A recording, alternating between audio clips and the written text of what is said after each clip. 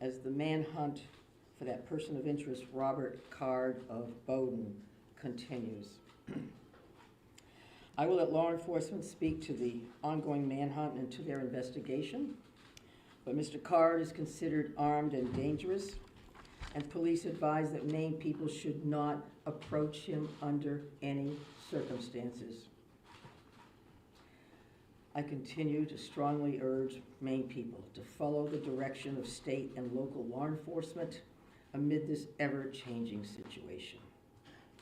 Please, if you see anything suspicious, please call 911.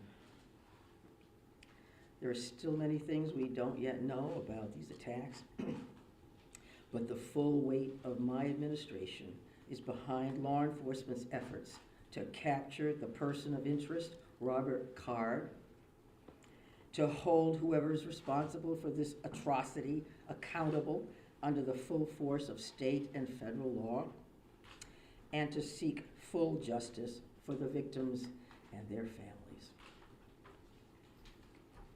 We cannot and we will not rest in this endeavor. My administration is coordinating closely with local, regional, and federal officials to respond to this shooting. I have spoken twice with President Biden. I've spoken with Vice President Harris, Secretary of Homeland Security Mayorkas, and Secretary of Health and Human Services Becerra, all of whom have called me last night to express the Biden administration's full and unwavering support and to offer any and all help that we, the people of Maine, might require. The governors of our neighboring New England states and of other states have contacted me to offer aid, and I am sincerely grateful for their friendship and support. We've been in touch with every member of the Maine congressional delegation, all of whom have offered their full support, for which I am also grateful. I also spoke with Mayor Carl Chalene and Auburn Mayor Jason Levesque last night to reiterate that we are standing by them and that we are ready to provide any help people in these communities need, and to deploy all available state resources, including grief counselors and other mental health services. We need to help our communities heal. If you or a person you love needs someone to talk to during this difficult time, please call or text 988 for free and confidential counseling. 988. Look, Lewiston is a special place. It's a close-knit community with a long history of hard work, of persistence, of faith, of opening its big heart to people everywhere. Lewiston is where I worked for years. It's where I met and married my husband and where our girls went to school. I love this place just as I love our whole state with my entire heart. I'm so deeply saddened, as is every one of the 1.3 million people of this beautiful state. This city did not deserve this terrible assault on its citizens, on its peace of mind, on its sense of security. No city does, no state, no people. No words can truly or fully measure the grief of many people today. Our small state of just 1.3 million people has long been known as one of the safest states in the nation. This attack strikes at the very heart of who we are and the values we hold dear for this precious place we call home. All Maine people are sharing in the sorrow of the families who lost loved ones last night. Loved ones, normal people who were killed or injured while unwinding from a day of work or while spending time with their family and friends, socializing. So on behalf of the 1.3 million people of the whole state of Maine, I hold these families and this city in my heart today. I know that the people of Lewiston are enduring immeasurable pain. I wish I could take that pain off your hearts, off your shoulders, but I promise you this, we will all help you carry that grief. I ask Maine people to join me in offering our comfort to the families and friends who have lost someone, and in offering our prayers for swift recovery for those who are healing in Maine's hospitals today. This is a dark day for Maine. I know it's hard for us to think about healing when our hearts are broken. But I want every person in Maine to know that we will heal together. We are strong, we are resilient, we are a very caring people. In the days and weeks ahead, we will need to lean on those qualities more than ever before. As we move forward, struggling as we may, let us wrap our arms around one another and offer comfort and solace and love. I know the Maine State Police will continue to release information to the public as we confirm it, and information about any steps that the public might take to support the people of Lewiston at this time. May God bless the people of Lewiston and bless the memories of those we have lost. Thank you. I'm going to turn it over to Commissioner Starshaw. Thank you very much, Governor. We certainly appreciate your support. The City of Lewiston does, the state of Maine, and certainly our first responders. We feel that love every day, and thank you very much for that. I would also say that we want to say thank you to really a large number of other elected officials across our state, whether that's the federal delegation, local elected officials, and many others that are part of organizations or law enforcement agencies that truly wanted to join us today at this particular press event and wanted to speak on behalf of their communities. And as the governor had mentioned, and everybody else will reiterate, our reality for today is that this suspect is still at large. And we want to provide community support for the victims, for the families, in the communities across the state. But we also have an incredibly strong laser-like focus on bringing this suspect into custody and ultimately to justice.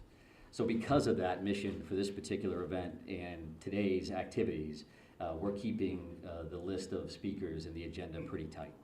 And that will include next up at the podium would be Chief Dave St Pierre from the city of Lewiston, and some other members of his command staff are present. What I will say to the city of Lewiston, and you know this because you feel it every day, but you're lucky to have a chief like Chief St Pierre and his entire law enforcement agency. From every level, those officers put their heart and their soul on the line on behalf of their community last night and into today. And they're doing it for the right reasons. They do it because they care. So the city of Lewiston and truly our co-responder family across the state of Maine is lucky to have Dave and his team in the mix with us. And we're also going to hear from Colonel William Ross from the Maine State Police. And Bill will highlight some of the timeline things that you're probably concerned about and certainly interested in from a story perspective. So the Colonel will come up and speak to that. And we'll also have Jody Cohen. And Jody is the special agent in charge for the FBI out of the Boston field office. And Jody will highlight some of those federal partnerships and some of the things that our federal partners are bringing to the table, bringing to bear to help us with this investigation. We also have a bunch of people here. Once you start naming people, you're going to have a problem because you're going to forget somebody or screw something up. But I would also tell you that a couple of our other federal partners are here. Kevin Neal, who was the U.S. Marshal for the District of Maine. We also have James Ferguson, and Jim is the special agent in charge from the ATF for the Boston Field Division. They are heavily invested with staff along with the FBI, and we can't thank them enough for all that they're doing on behalf of our state. I would also tell you that we are going to close with a brief Q&A, and we're going to try to get some of those questions out there. We appreciate your time, your patience, your professionalism, your partnership. at getting this information out. I would think that those questions are going to be brief because, again, we do have a suspect at large.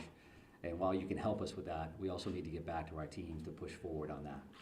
So with that in mind, I will be back up to the podium to kind of steer that a little bit. But for starters, I would like Chief St. Pierre to join us. Thank you.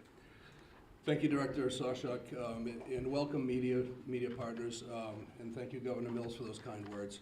I'm going to keep this short. What I would like the very most is to express our deepest sympathies to the families and friends of the victims of this heinous crime. This is truly a tragedy that goes beyond comprehension.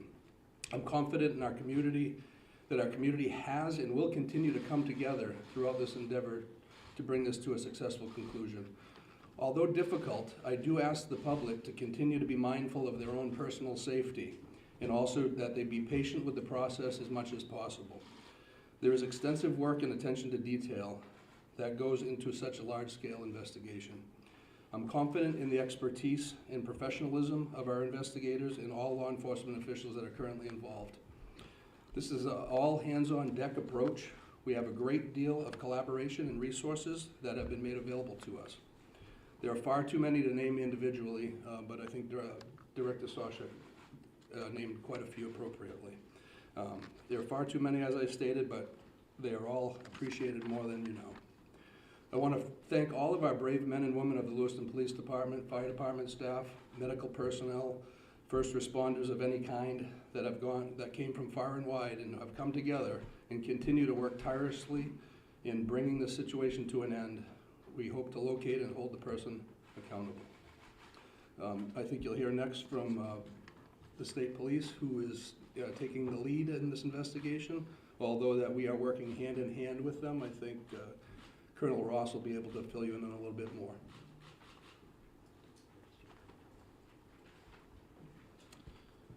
Thank you, Chief.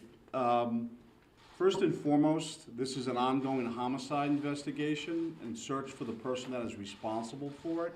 We're in the early stages of this investigation, and I just want to let you know we will have updates. We'll be putting some type of a schedule out later on.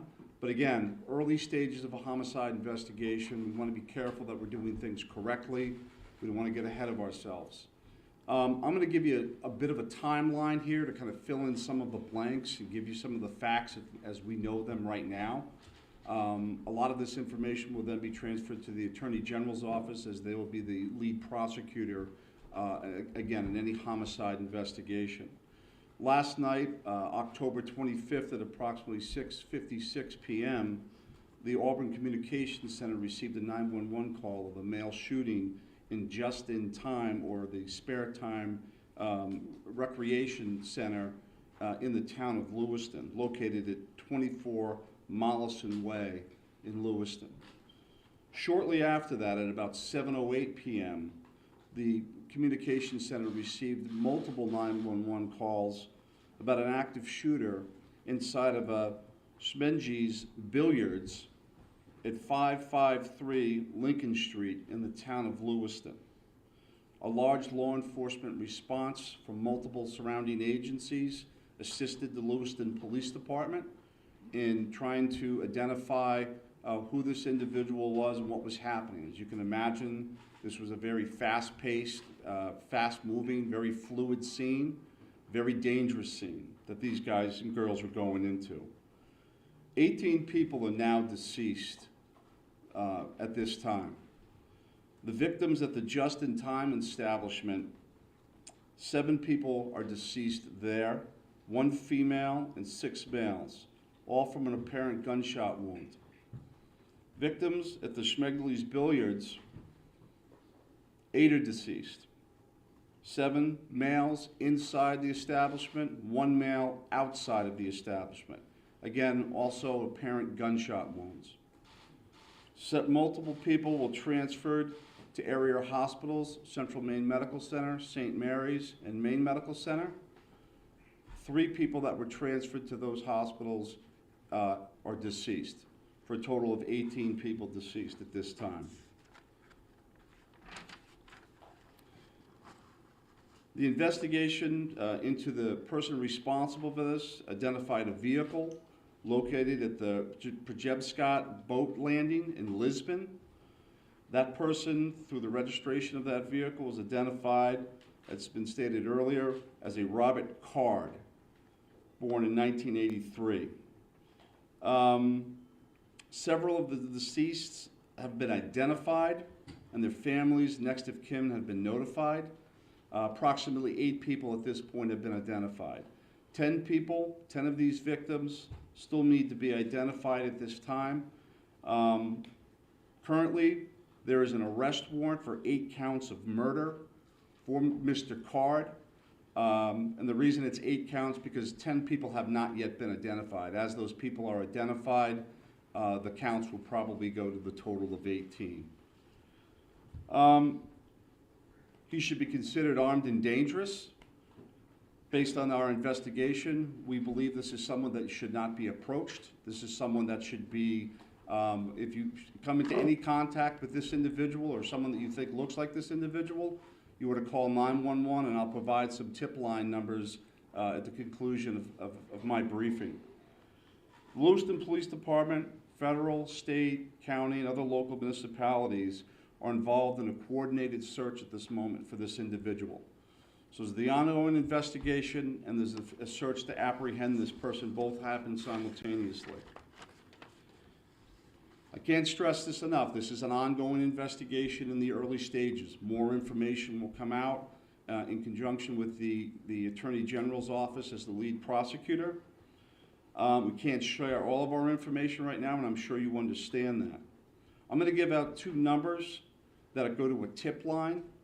911 is also appropriate for this, but if anyone can call these 2 numbers, this would go to the State Police tip line. Area code 207-213-9526, 207-509-9002. And we'll be sending something out later that has that information in it if you weren't able to grab that now. Again, this is a very fluid situation. We have a lot of resources, as Chief St Pierre had mentioned earlier, that are on the ground in a coordinated effort to apprehend this individual. We've notified the Department of Education, and they have determined what they're going to do with the schools. A lot of schools, area schools, were shut down today based on our conversation with them. Again, as more information comes in, we'll be providing it to you. Thank you for your time. This is a very difficult time for, I think, the community of Lewiston, difficult time for obviously the victims' families. And it's a tough time for law enforcement. It was a rough night last night, but we're committed to bringing whoever's responsible this to justice. And again, we are currently looking for Mr. Card right now, someone that we'd like to apprehend. Thank you. Thank you, Colonel. And FBI Special Agent in Charge, Cohen, if you could join me, please.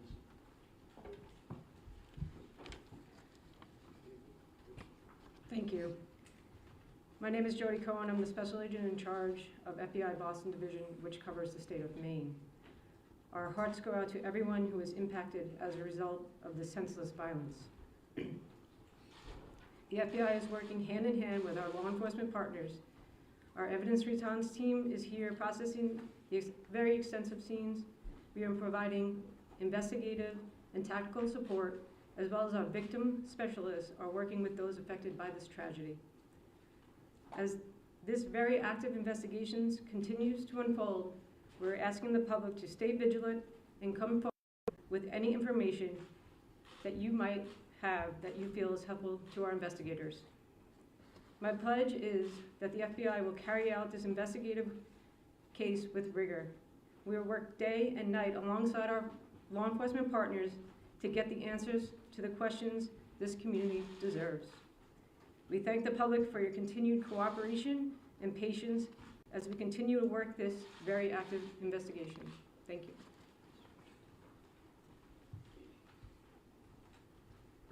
you. Appreciate that. And I would say that the reality here from a resource standpoint is that when we've asked for anything, the answer's been yes, period. Tactical teams, evidence response teams, full-blown investigative units, detective units that have come from multiple states. whether it's the commissioners from Vermont and New Hampshire reaching out to me directly, Massachusetts saying, what do you need, Mike? What can we do for the state of Maine? So we are now prepared to try to take a few questions. And keep in mind, again, that we may not be able to answer as in-depth as you would like, and we don't plan on taking a great deal of questions. I think follow-up press events will allow for that. Sir? So no one has really talked about the weapon that was used here, the AR-15 style, so hope someone can talk about that. But the other thing here is there are reports that this individual had mental health issues, that he made threats to shoot up the National Guard. So clearly there were some signs here that he was on someone's radar. The question becomes, why was he in possession of this weapon? And certainly, why wasn't he stopped soon? Yeah, I think those are all valid questions, and certainly questions that we are looking into now, but not questions that we can answer today.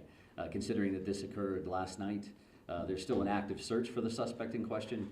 So I appreciate those questions, but not something we're going to be able to answer right now. Is it something that you're investigating and looking at? It is certainly one of those things that we want to follow up on, all aspects of that. Why does the Go ahead, right here. Yes. Can you give us a sense of the ages of who has died, how many are under 18 and how many are over 18? I'm not sure we have that information with us today. We wanted to break it down by gender because that's something we had readily available. We did not break this down into age ranges at all. Sir, what can you tell Yes. us, what can you tell us about the background of the suspect in this case, or I should say the person of interest, because I noticed the language is very clear. You're saying person of interest, not suspect. So why use that terminology, and what can you tell us about his background? Yeah, I think we used person of interest last night for half of the room that was here for that press event. As the Colonel had mentioned, there is now arrest warrants for murder for this particular individual, Mr. Card. So he is viewed as a suspect, and there is a full court press by all of our partners to bring him into custody. What was the second piece of that question? What can you tell us about his background? Shimon had asked a second ago about the idea that he had voiced concerns about his own mental health, right? Had been committed, according to language in a police bulletin, to a mental health facility for weeks. How could someone that fits that profile still be in possession of semi-automatic weapons? Well, I do think that the statutes around firearms and the possession of those are pretty complex. I know that we will be reviewing that information as we move forward, but that's not an answer that we're prepared to give today, because that leads to motive. You're talking about behavioral health issues and how that impacts this situation. I would expect you'll hear back from us on that in the future. Right here, sir. Yeah, I've got a Right. question about, we've seen helicopters as far north as Monmouth. Can you tell us anything about what's leading you that far north of the scene where you found the car? Yeah, sure. So we have law enforcement assets that are deployed over a number of communities doing follow-ups on a number of different things. So as you can imagine, there's a great deal of search warrants that we're following up on. We do have partners, that helicopters from the New Hampshire State Police. That copter was here last night to assist us as well. So whether we have tactical elements out or we're searching an area, some of those air assets would be very, very valuable for us. So that's what they're doing. That's leading you there? We're not going to speak to what brings us to a specific community one way or the other. Yes, ma'am. Right here. Identifying the unidentified victims, what are people encouraged to do? Is there DNA being, tested from family members who may have missing loved ones? Like, what's that approach right now? Yeah, so we did have a family a reunification center open last night. We do have behavioral health liaisons that are fully engaged to work with families and work with loved ones and work with victims, for that matter, that may be in the hospital and seeking treatment. So those things are actively occurring. We are dealing with each one of those situations separately. So do we need DNA on that? Are we just waiting to find a loved one, some kind of family member that we can make a notification? I think that varies across the board. I'm going to take two more questions. I'm going to take two more. Right here. Yes, was there some sort of triggering event? Is that something that you're investigating? I think we're always concerned around motive. That you say triggering event, that's a motive for us. Again, that's not something we're prepared to discuss today, but I do appreciate the question. It's clearly something that's important. One additional follow-up from you. Can you help us understand why these locations, why this bar, why this bowling alley? Was he looking for someone? Was he looking for something? I think that the motive, so I appreciate the follow-up, but not something we're going to be prepared to answer today. And I have one more question. Right here, sir. Right here. Can you say, is Card, first off, to clarify, with the arrest warrants issued today, and can you say if Card is still in the state or he's still alive? Well, we're actively searching for him. If I knew the answers to those questions, and this would be a different press conference, I would assume. So we don't know his location, and I'll leave it at that. And we are working with the Attorney General's office reference to those resources. So with that in mind, we're done taking questions for now. So we are going to actually take off at this point. Thank you very much for. I appreciate that. Thank you, everybody. Have there been any credible sightings? I mean, we've not really gotten many answers. Thank you. Thank you.